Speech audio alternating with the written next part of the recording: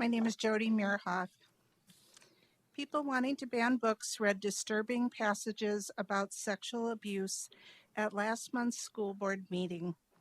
Sexual assault is awful, and books on that topic understandably portray sexual assault as disturbing. We should feel disgust, rage, and sorrow when reading about sexual assault, but those feelings shouldn't be grounds for banning books.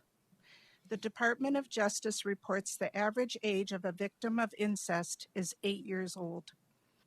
At least 100,000 incest cases are reported in the United States each year, although that number is suspected to be much higher due to underreporting. 1 in 9 girls and 1 in 20 boys under 18 report experiencing some form of sexual assault. Sadly, this means there are kids at KUSD schools who currently are or who have experienced sexual assault. No one person processes trauma the same. Some victims of sexual abuse would never want to read about someone else's abuse, while others may choose books on that topic to help them understand they are not alone, to learn how others have escaped it, or so they know recovery is possible. Jeffrey Stumphorst teaches junior high in Naperville, Illinois. He experienced firsthand the powerful impact of a book on this topic. One of his students, after reading a book about sexual assault, realized they were not the only child who had been assaulted and came to him to ask for help. No children in KUSD schools are being forced to read books about sexual violence. Just like books on gender identity and sexuality, those books are there for kids who seek them out. KUSD also provides a way for parents who feel anxious about book content to control what content their own child can access. Evelyn Yang, a sexual assault survivor, said she wrote a children's book on assault to help children understand this happened to me, this is what I experienced, this is how I felt, I was scared, and this is what I did about it. Author Rupi Kaur is also a survivor of childhood sexual assault. She said banning books about sexual assault is not going to stop sexual assault from happening. It is taking away tools that help students feel seen. KUSD's professional librarians choose books to meet the wide range of needs of KUSD students. I hope the district and the committees that you form will stand strong against attempts to ban books that deal with sensitive topics because we have children who need them. Thank you. Thank you, Ms. Murhoff. Next is Robin Cullen.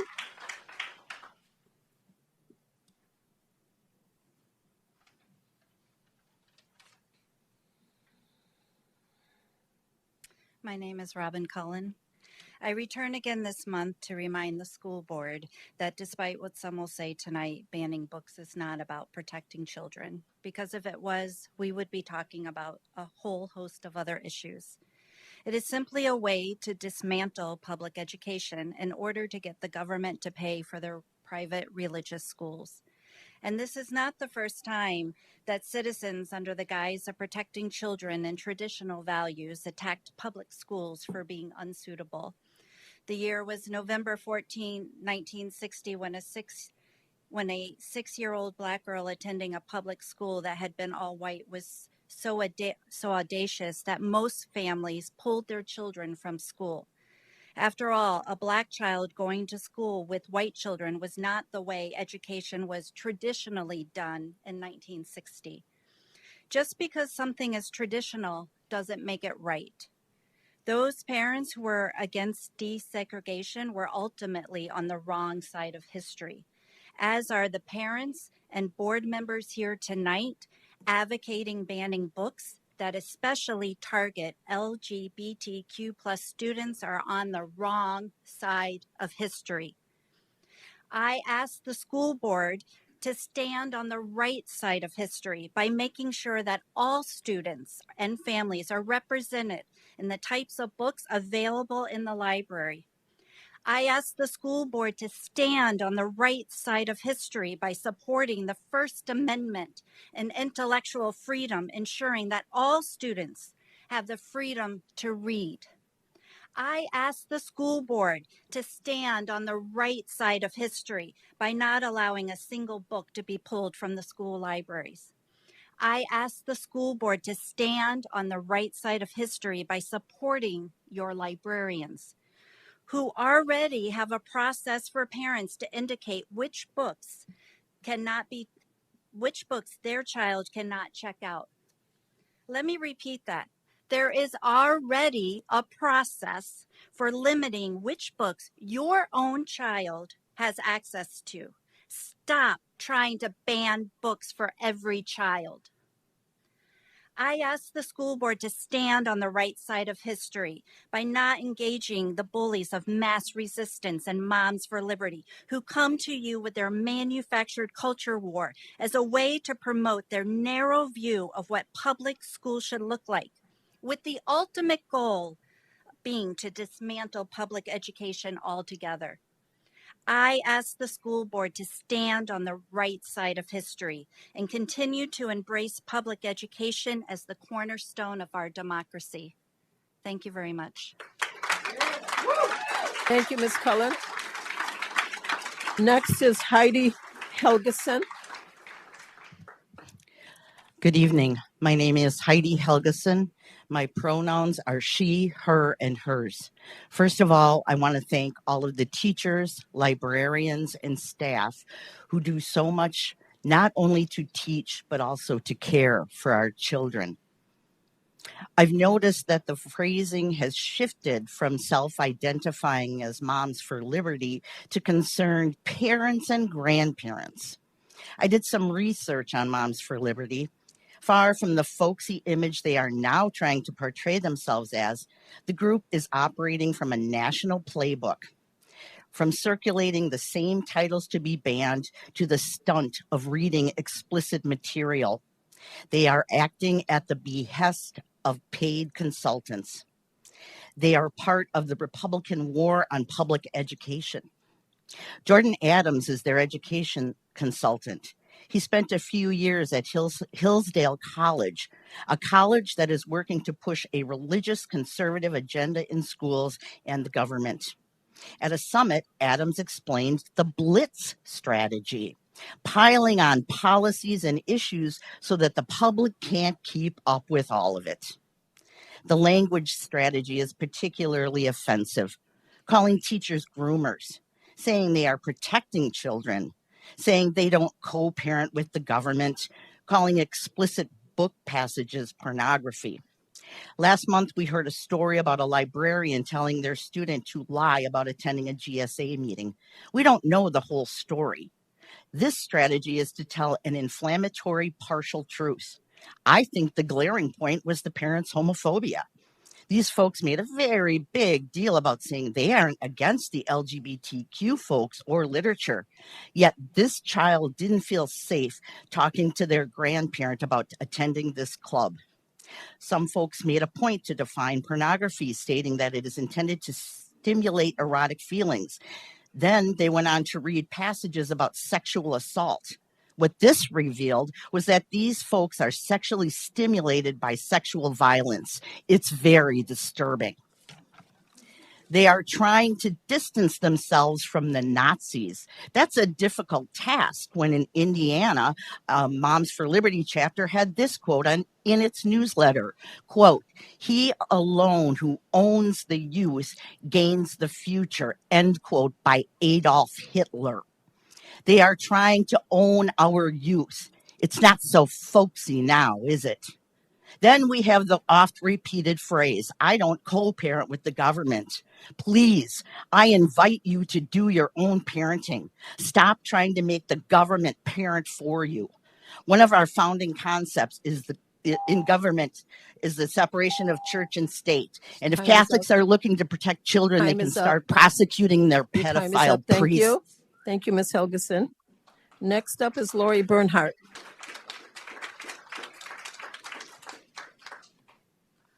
Hi, my name is Lori Bernhardt, and I'm a product of the Kenosha Unified Schools. So is my husband, so are my children, and so are my parents. I worked 28 years in the private sector and made millions for my companies that I work for. When I retired, I worked 4 years as a substitute teacher for Kenosha Unified. I subbed at many schools in the district for many grade levels. I preferred high school. I subbed before, during, and after the pandemic. This district has many excellent teachers. My job was to follow their lesson plan, maintain classroom discipline, etc.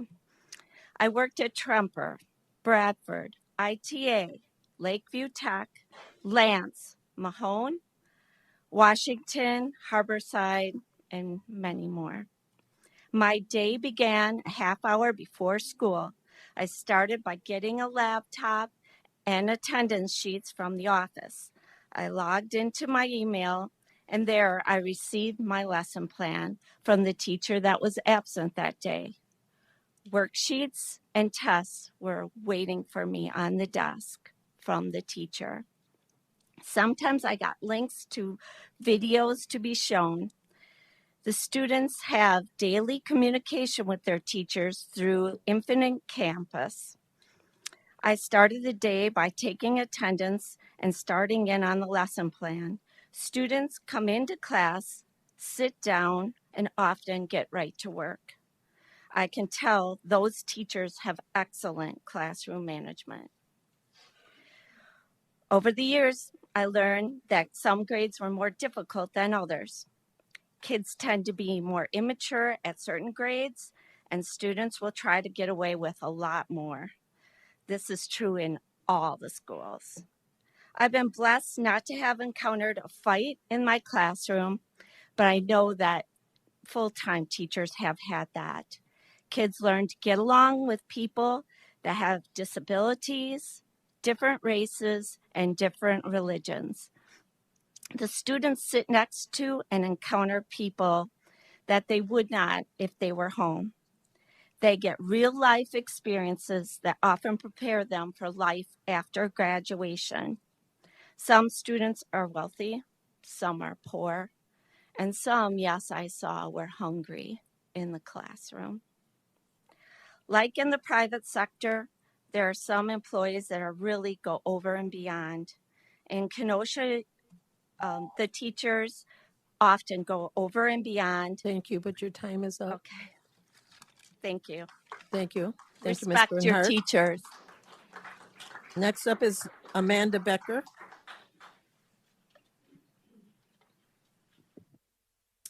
Thank you for your service. I'm Amanda Becker. In our community, some parents are collaborating with extremist organizations to remove books from school libraries, branding them as pornographic. The term pornography is defined by Webster's as the depiction of erotic behavior intended to cause sexual excitement. One of the books under scrutiny is Push or Precious by Sapphire. It draws from the author's experiences as a remedial reading teacher in 1990s Harlem, depicting the real struggles faced by a group of students. The book is devastating. It's heartbreaking.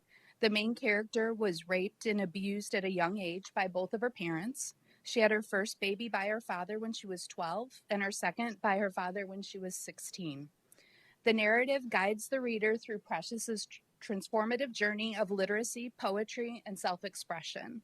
She gathers the courage to care for her son and escape her abusive mother. Along the way, we discover that Precious contracts AIDS from her late father. It's a powerful story of resilience against overwhelming odds and the path to thriving. The book does not contain any depictions of erotic behavior intended to incite sexual excitement. While it does include vulgar language and gritty content, there's nothing of an erotic nature. In fact, I find it concerning that some label this content as pornographic. While I acknowledge concerns about certain sexual references within the book, I believe these sections are crucial in conveying the main character's journey. Reading this book left me with a deep sense of admiration for the main character who broke the cycle and created a better life for her son despite lacking a positive example in her own upbringing. It also evoked a sense of sadness, knowing that the story's events are based on real life experiences. This realization increased my empathy for children who may be going through similar traumas in our school district. This book can serve as a valuable tool to help them navigate their circumstances and promote empathy amongst their peers. The First Amendment, a fundamental principle of our country, grants us the right to access diverse perspectives, make independent decisions without government interference, express our thoughts, read as we choose, and practice our religion or not as we see fit. It also allows us to associate freely and petition the government for change when needed. When my children were younger, we would visit the library to select books together, providing an opportunity to discuss what is appropriate to read. I believe these conversations have influenced their ability to make good choices. So to the school board at KUSD, please don't take away my kids' freedom to read what they want. Protect their freedom to explore different ideas and stories. And to those parents trying to restrict this freedom, I ask that you focus on your own kids and let mine make their own choices. Thank you. Thank you. Thank you, Ms. Becker. Next is Andreas Meyer. Andreas Meyer.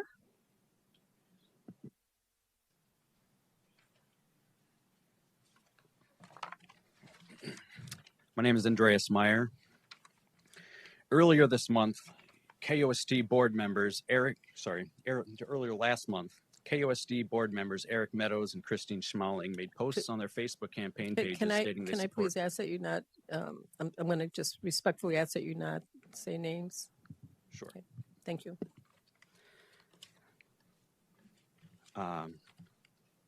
Moms for Liberty is a terrorist group that uses genocidal tactics in an attempt to erase the legitimate LGBTQIA+ identities in communities across the country to further their corrupt anti-science right-wing agenda. The Moms for Liberty organization, as well as leaders in this organization, are documented as having said, quote, "Gender dysphoria is a mental health disorder," unquote. They've also said, quote, "My line in the sand is calling a singular human they, them," unquote. They've also attacked critical race theory, social emotional learning, and have advocated separate classrooms for LGBTQ+ students. That's called segregation.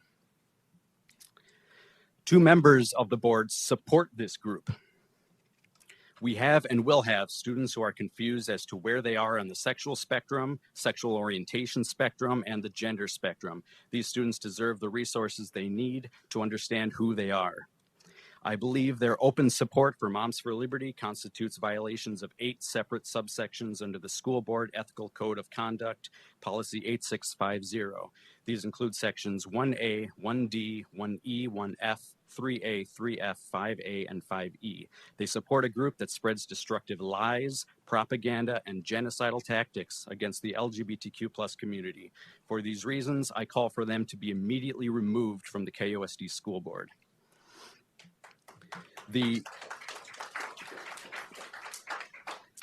I will now talk about some of these sections. Section 1A says, by thinking always in terms of children first, they cannot do that if they think transgender is a mental illness. 1D, by refusing to play politics in either the traditional partisan or in any petty sense. I will quote one of these board members, quote, "We will not tolerate modern woke indoctrination in our schools," unquote. That is playing politics. 1E, by representing at all times the entire school community. By supporting Moms for Liberty, they cannot represent the LGBTQ+ school community. 3A, by attempting to appraise fairly both the present and future educational needs of the community. Their attempts at appraising the educational needs of the community have been proven ineffective and incompetent. I'm running out of time here, so if I'm not mistaken, all it takes is a majority vote to remove these members, and I encourage you to do that to end this ridiculous nonsense. Thank you. Thank you, Mr. Meyer. Next is Amanda Petrovic.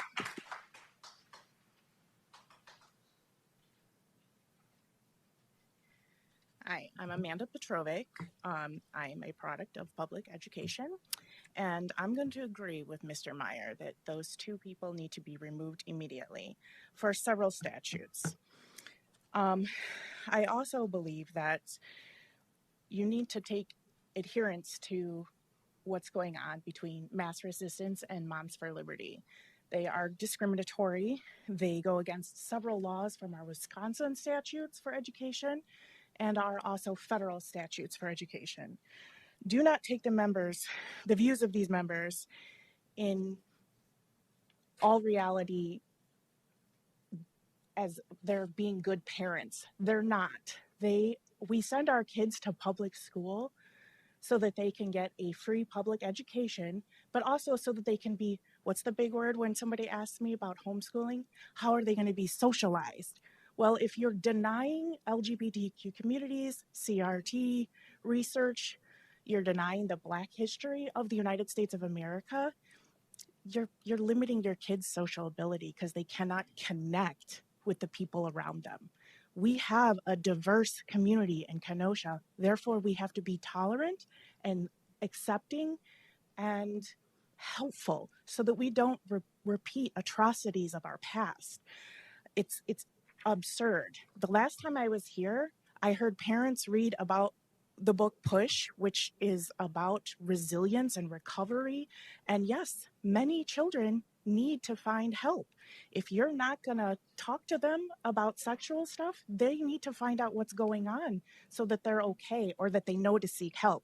And I will remind you that most people that are sexually assaulted underage, it's from their family. One of the books that we were told needs to be banned, and it is on the Moms for Liberty book banning list, is The Witch Boy by Mary Osteregg. This is for elementary kids. I've read it.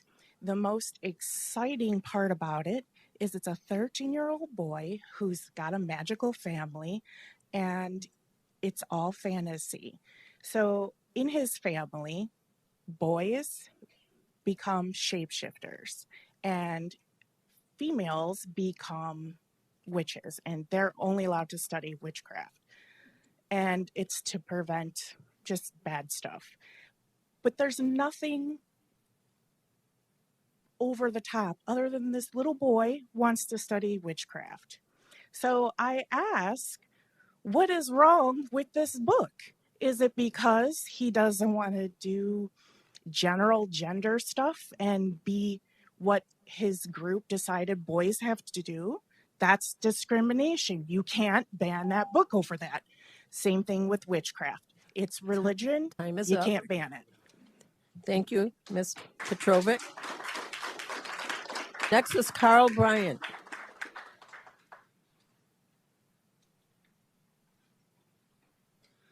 Good evening. My name is Carl Bryan, he, him, his, quote unquote, radical gay activist. Damn right. I'd like to start by thanking 3 of the 7 board members for responding to what would have been last month's public comments by email, considering the time constraints during last month's board meeting. However, I find it absolutely absurd that one must sign up a whole month in advance of this board meeting in order to get on the agenda. This practice is evidently driven by a number of fringe groups out here in the community which seek to take advantage of this process of our current policy by signing up well in advance of the board meeting to stack the 45-minute limitations, and that's shameful. We will no doubt hear from board members who will pretend to be a champion for public comments, but could not be bothered to extend public comments last month when the comments more closely aligned to their personal ideology. If the board truly wants to hear the views and comments of the public, then this policy needs to change to prevent manipulation of this process again. Turning to tonight's agenda, as the board decides on its annual operating budget, an actual thing on the agenda, I urge the board to adopt the budget in full with the maximum allowable levy under the law. Appropriately resourcing our schools against the ongoing attacks on public education is vital. Unfortunately, this strain is about to get worse due to the initiation of board policy, which will now require the district to review several books containing content the aforementioned groups object to. This will no doubt divert a lot of staff time and resources that could have been dedicated to making our public schools better, but this seems this was the intent all along. This policy was not set up for this volume of demand, and the board must resist this pressure. We already know the academic value of many of the books in question, and case law supports the existence of these books in our schools. The Supreme Court has held that if the book serves an academic purpose, as these books do, then it is not pornography. Why is this still being contested?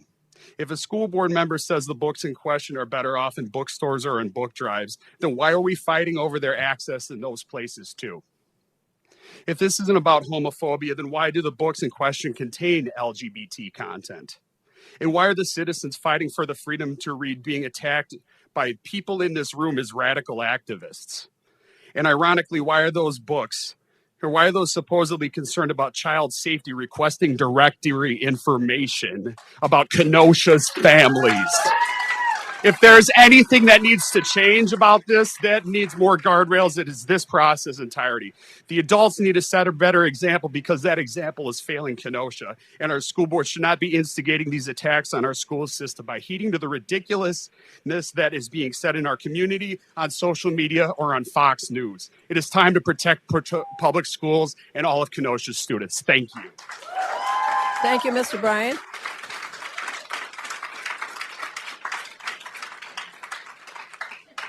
Jennifer Franco is next. My name is Jennifer Beal Franco, and I'm a retired English teacher where I taught for most of my career at Mundelein High School in Lake County, Illinois. Several speakers at last month's board meeting read the dictionary definition of pornography, quote, the depiction of erotic behavior as in pictures or writing intended to cause sexual excitement. Several speakers also shared excerpts from books that dealt with sexual assault, rape, and incest. The excerpts were disturbing, as they should be.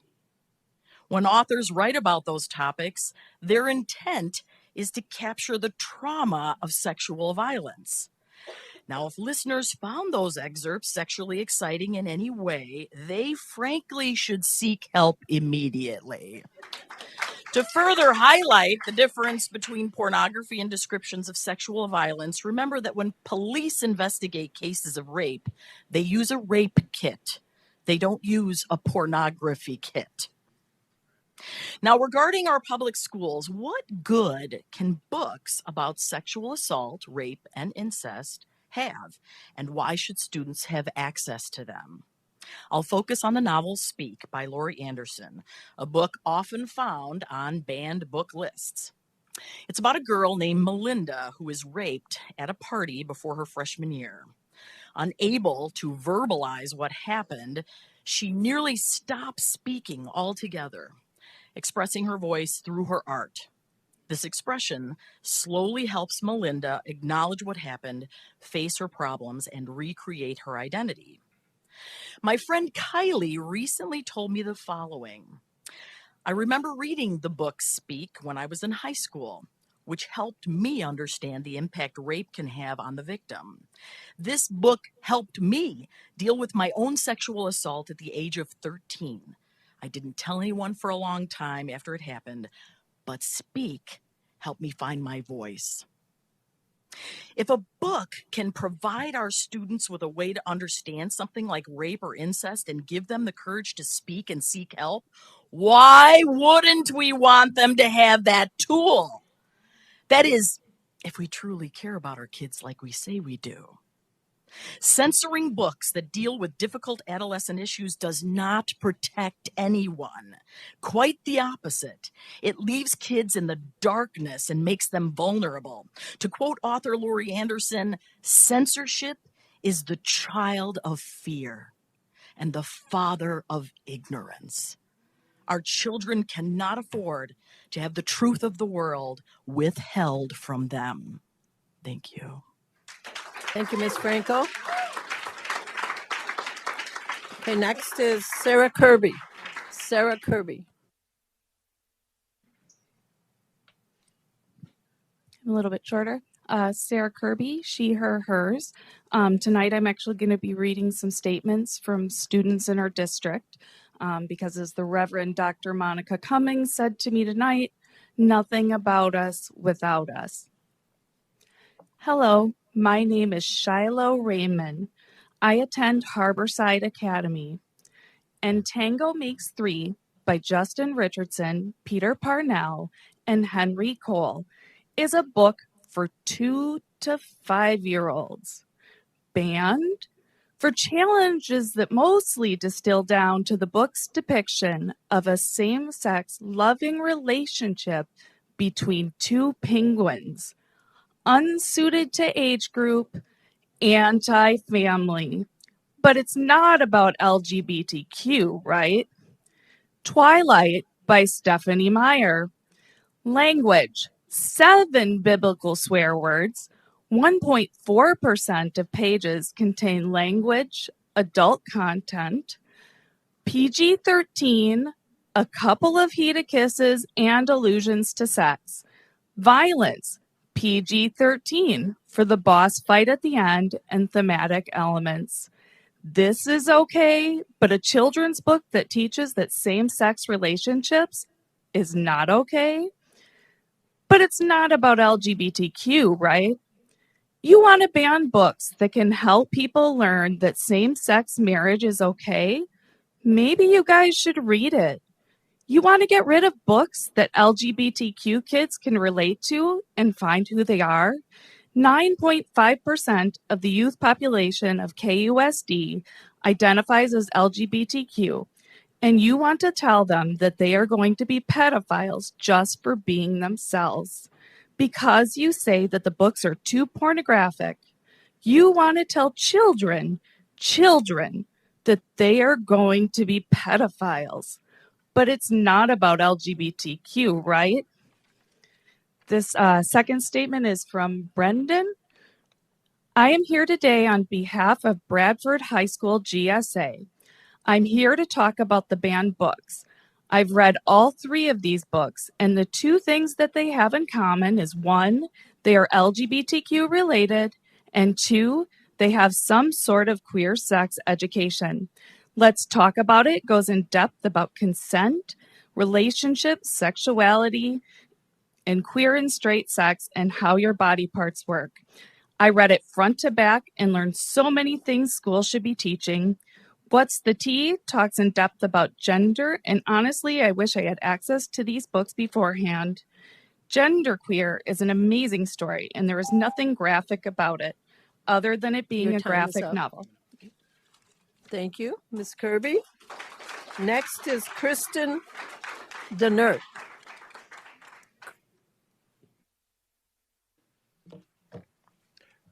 Kristen Dainert. I'm a Wisconsin-raised native, and I live in this area close by. And I've been following this book and culture issues around the country for the last year or so, and now it's kind of come to Wisconsin, my home state, and there's some legislation being introduced in Madison, and so that's why I kind of thought I'd kind of come up and speak, get involved a little bit. So to prepare, I read Identical, I read Push, and I also read Flamer. I'd actually read Genderqueer a couple years ago as well, and I think these are really good books. And the dicey scenes in them are just a couple pages, and to me, it's not fair that they're being. I mean, to me, they're being wrongfully targeted and labeled just over a couple pages.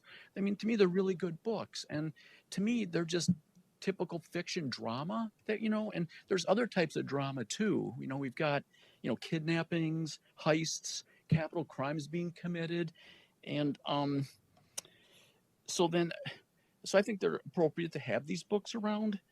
And what I was going to say is that when I read these books, I think of like they're standardized. Like, in other words, these books are in high school, these books are in middle school, and to me, when I read this book, I go, well, I already knew this stuff. In other words, when I read a book like Identical, I'm not really learning anything or finding anything that I don't already know.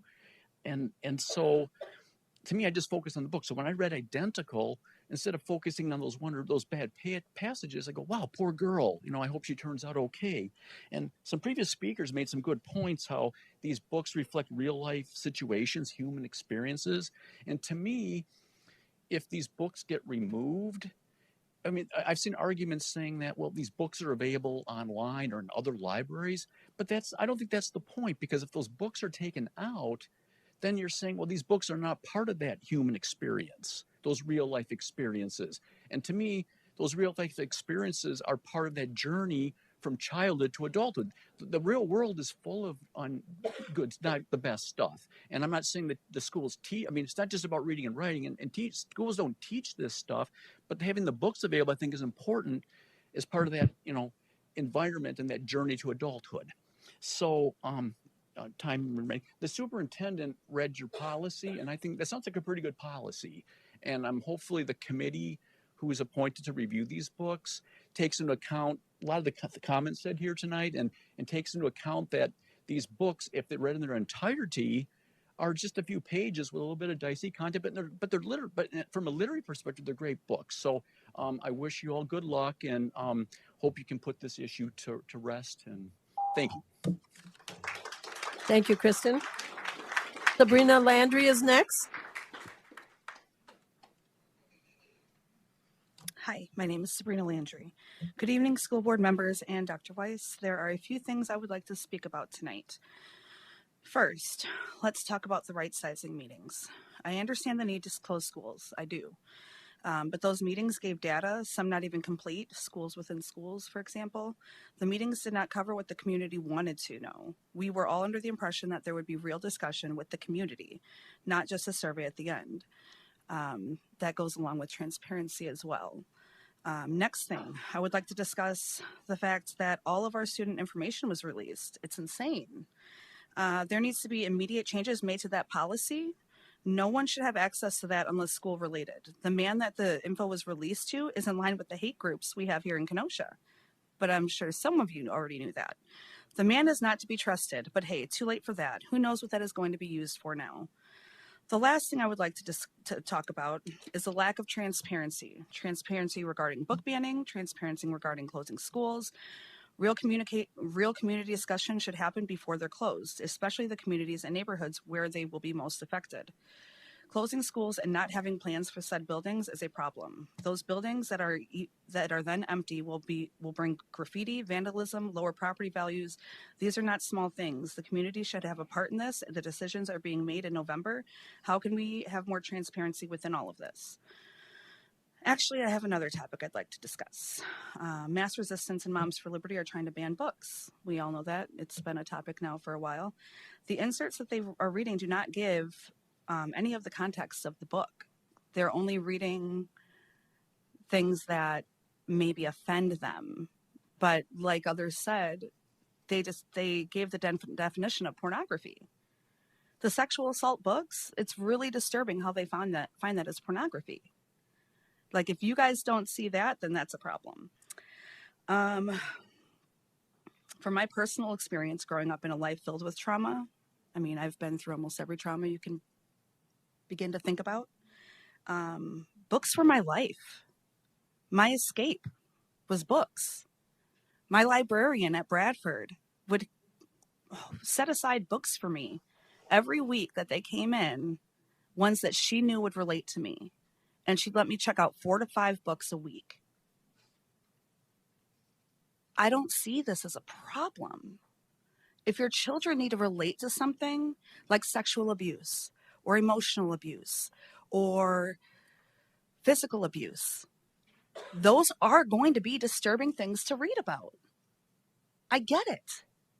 But that doesn't mean you take away access for those children that need those books. Now, you guys are saying that it's only, you guys are only trying to do this in public schools. Why has it been going on within the libraries then? Thank you, Ms. Landry.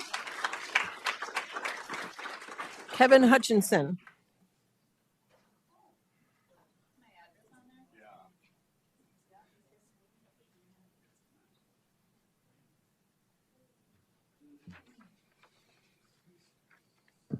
I'll let you get those first. You can get started because we're on a time limit. Go ahead. Kevin Hutchinson, Kenosha, Wisconsin. Board members and Dr. Weiss, I've provided you with photos which were contained in 4 books, which were recently removed from KUSD libraries. Inexplicably, one of these obscene books was returned to circulation. I have provided these photos to you because I believe that most of you are not aware which was actually in these books. Now you have them in front of you. This is inexcusable. I have to ask, how did this happen? How did outright porn get in our schools? Further, what process is in place to assure that this never happens again? The answers to these questions are extremely simple. The KUSD has no objective policy to protect our children from obscene materials. This is based on fact. It's based on the fact that the materials were removed by you. By your actions, you've proved our point. Yet, I really did not come here tonight to talk to the board. I know that 1,200 people viewed the last school board meeting. I came to talk to all the parents, the grandparents, and the other citizens of Kenosha. I'm not here to talk to Democrats, nor Republicans, nor independents. I'm not here to talk to liberals, nor conservatives, nor moderates. I'm here to talk to you, the average Kenoshan, who I know represent 95% of the public. You're the people that watch out for your neighbor's kids. You mow your neighbor's lawn when they're ill. You shovel their driveway when they're too old. I want to tell you for certain, if you viewed the material I just gave to the board, you would be aghast. You would never, ever agree that your children should have access to this material. So I ask the good citizens of Kenosha to pay attention. I ask you to look closely and disseminate the information for yourself. Look past all the tired slogans that the other 5% use. We heard them tonight. Book banner, hater, racist, white supremacist. They throw them all out. I also ask the citizens of Kenosha to stand ready. There'll come a time when we'll be asking for your support. I have great faith in the average citizen of Kenosha. Kenoshans, stand by for further details. Thank you. Thank you, Mr. Hutchinson. Next is Colana Hutchinson.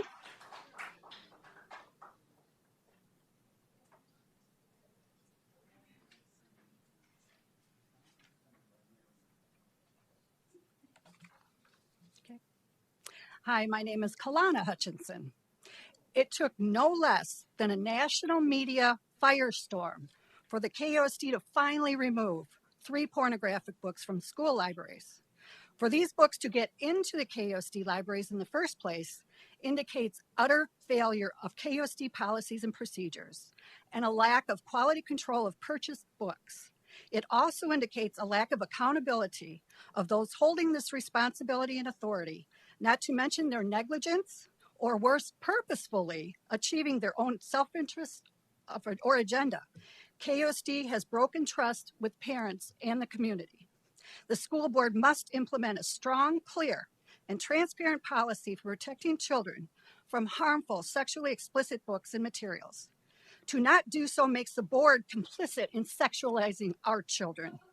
It's not just simply a matter of creating a procedure in which parents can dictate which books their child is not allowed to check out from the library. Remember, these pornographic books are accessible to all children while they are in the library. Children have free reign and access to all materials. There is absolutely no way a librarian can monitor all the children while they are there. Parents, I want you to listen to this. Your child can view sexually explicit material, and you would never even know it. By then, it's too late. Once again, the KUSD must create a strong, clear, and transparent policy for protecting children from harmful, sexually explicit materials. The only way this is possible is by putting it on the school board agenda. That responsibility lies with the school board president, Yolanda Adams. This has been requested numerous times and fallen on deaf ears. Why is that? What are you waiting for? What is it going to take? Another national media firestorm?